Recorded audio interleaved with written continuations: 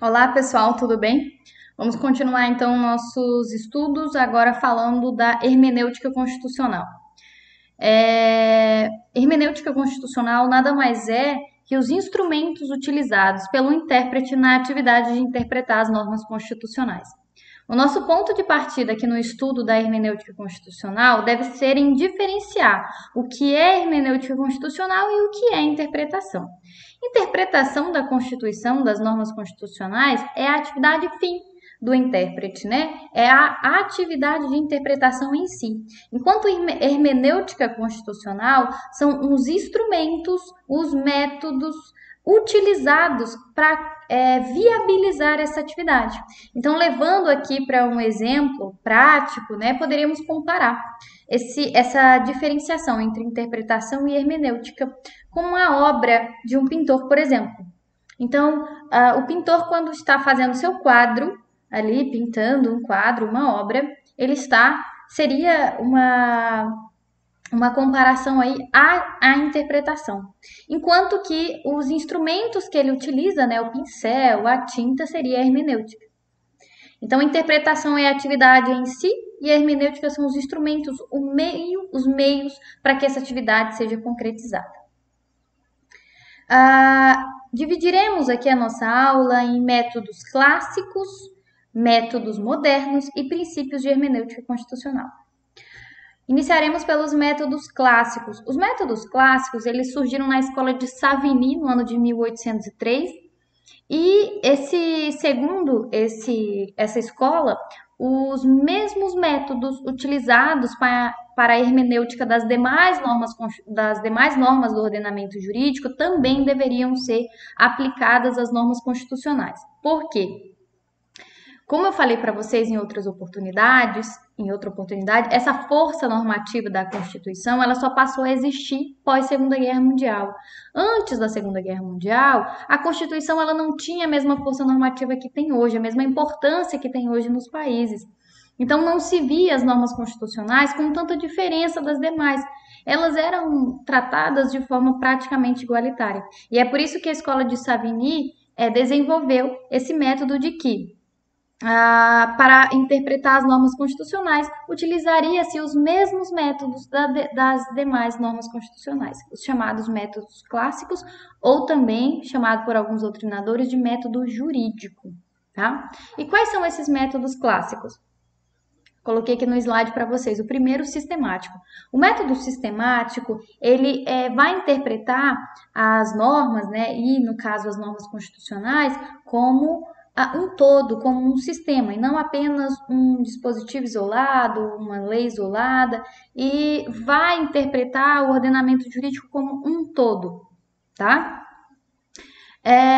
Histórico, método histórico. O método histórico vai levar em consideração o momento da criação da norma. Então, exemplo, a nossa Constituição protege o sigilo das correspondências. Quando correspondências telegráficas, telecomunicações, né? Então, quando o nosso constituinte elaborou esse texto constitucional, não havia aí, por exemplo, e-mails, WhatsApp, né? Então, hoje a interpretação dessa norma é no sentido de que nós temos o nosso sigilo, as nossas mensagens eletrônicas da mesma forma, e não somente as nossas mensagens por correspondência no Correios, né, e tudo mais, até porque isso já é bem ultrapassado. Mas, segundo esse método histórico, sim, nós só temos direito ao sigilo das correspondências, porque deve-se levar em consideração o momento histórico em que foi criada a norma, certo? Método teleológico. O método teleológico leva em consideração a finalidade da norma. Qual foi a intenção do legislador ao criar essa norma? Então veja que já é uma diferença, né, aí quanto ao método histórico. No caso do exemplo da correspondência. A intenção do legislador, no caso do constituinte, ao elaborar essa norma, foi proteger as nossas comunicações de qualquer forma, né? Independente do meio utilizado e não somente aí por meio de correspondência. Então, o que se analisa aqui no método teleológico é a finalidade. O que quem elaborou aquela norma tinha como intenção, tá? Método gramatical. No método gramatical, o que vai se analisar é a escrita, o texto, ou o enunciado linguístico de uma forma literal. Por exemplo, se uma determinada norma está escrita pode, eu vou interpretar que ali é uma faculdade. Pode fazer ou não pode fazer. Se a norma está escrito deve, eu devo interpretar isso como uma obrigatoriedade, né? Da mesma forma que um ou, mais ou menos aí nesse sentido bem literal mesmo do texto que está escrito, tá bom? Bem, como eu falei para vocês, esses métodos são os métodos aplicados à hermenêutica de qualquer norma do ordenamento jurídico, independente de ser norma infraconstitucional ou norma constitucional. De certa forma, isso ficou ultrapassado principalmente com o ganho de força normativa das constituições pós-Segunda Guerra Mundial, onde as normas constitucionais elas passaram a ter características próprias. As normas constitucionais elas passaram a ter uma identidade própria e se diferenciarem das outras normas. Por quê? Primeiro, pela sua superioridade hierárquica. As normas constitucionais estão ali no topo da pirâmide. Elas não podem ser comparadas com as demais normas por conta dessa superioridade hierárquica. Caráter político, né? Inclusive, a gente já abordou aqui, no que tange ao conceito de normas constitucionais, o que diferencia as normas constitucionais das demais. Em razão dessa diferenciação e principalmente do ganho de força normativa das constituições, aí período pós Segunda Guerra Mundial, é que foram desenvolvidos alguns métodos de hermenêutica que seriam utilizados somente para as normas constitucionais, justamente por elas terem aí essa diferença com as demais normas. Consequentemente, elas merecem um tratamento diferente, métodos diferentes e métodos próprios, métodos utilizados só para elas, tá? Coloquei aqui no slide os métodos. Vamos começar então aqui. Esses são chamados os métodos modernos, né? O método tópico problemático. O que esse método vai falar? O método tópico problemático, ele vai dizer que a Constituição, por ela ser um sistema aberto, as suas normas, elas permitem múltiplas interpretações para as mesmas situações. Partindo dessa premissa, é que o intérprete, na sua atividade de interpretar, ele deve inicialmente analisar o problema, ter como ponto de partida o problema e depois ir para a norma. E depois ir para a norma por quê? Porque como aquela norma ela tem múltiplas interpretações, ele vai analisar o problema, pegar aquele problema e encaixar aquele problema para solucioná-lo na interpretação que mais se adequar ao caso concreto, aquele problema. Então, tem como ponto inicial o problema e depois vai para a norma. Vai para a norma, para a interpretação da norma que mais se adequar à solução correta, né, e mais justa daquele problema, certo? Então, parte do problema, vai para a norma. Isso em razão dessa multiplicidade de possibilidades de interpretação do mesmo dispositivo.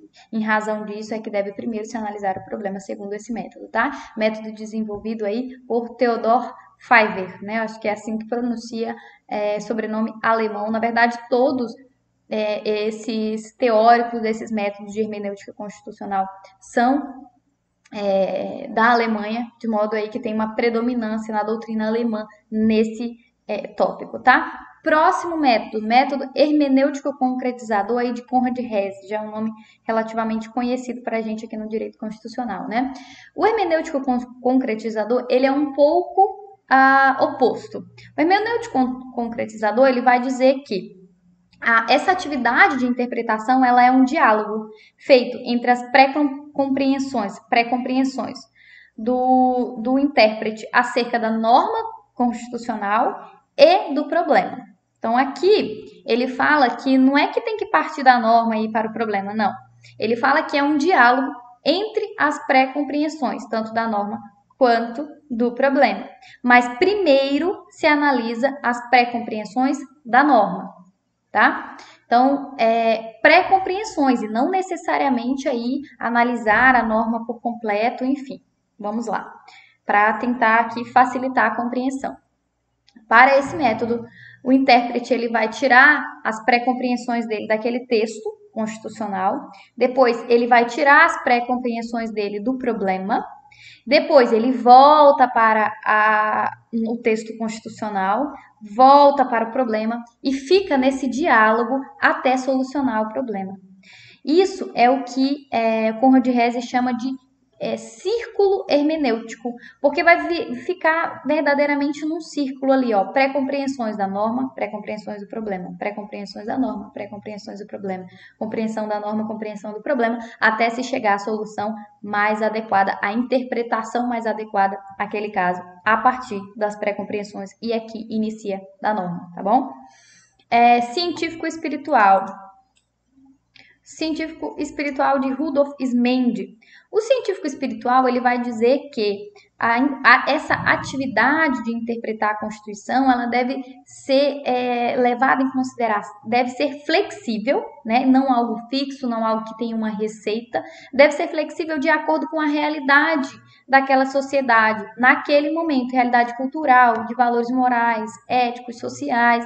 E ele fala que uma determinada interpretação pode ser tida hoje, né? E amanhã pode ter uma outra interpretação, um caso exatamente igual, envolvendo exatamente as mesmas partes. Isso porque houve uma mudança na sociedade. Então, ele fala que essa atividade de interpretar não é algo fixo, pelo contrário, é algo flexível, deve acompanhar a evolução da sociedade. Por quê? Porque a Constituição, aí, segundo esse método, é um instrumento de integração social, político, e por ser um instrumento de integração social, é que deve acompanhar, né, essa questão cultural e deve sempre aí ser flexível às mudanças que ocorrerem ali naquela determinada sociedade, tá? Normativo estruturante de Friedrich Miller. Esse método normativo estruturante, ele vai dizer que as normas constitucionais, elas nunca terão aí uma identidade, 100% identidade com a realidade. Nunca que o constituinte, ao elaborar uma Constituição, ele conseguiu prever todas as soluções e todos os problemas que poderiam surgir naquela sociedade. Razão pela qual ele fala que as normas constitucionais, inclusive é uma frase bem emblemática desse método, é apenas a ponta do iceberg. E toda a realidade social é o restante do iceberg. De modo que nunca vai ser possível sempre conseguir encaixar uma norma em um caso concreto. Porque as normas são a ponta do iceberg e os casos concretos são todo o restante, né, do iceberg. Então ele fala que a atividade do intérprete tem que fazer o máximo para tentar concretizar aquelas normas à realidade. Certo? Porque inexiste essa identidade e a atividade do intérprete deve ser nesse sentido de tentar concretizar essas normas, porque elas não refletem a realidade, tá bom?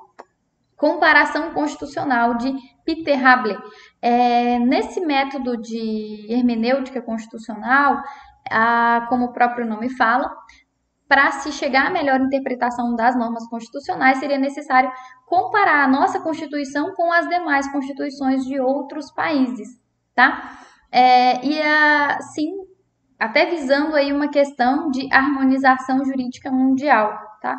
Muito pouco utilizado, mas é um dos métodos modernos aí, tá?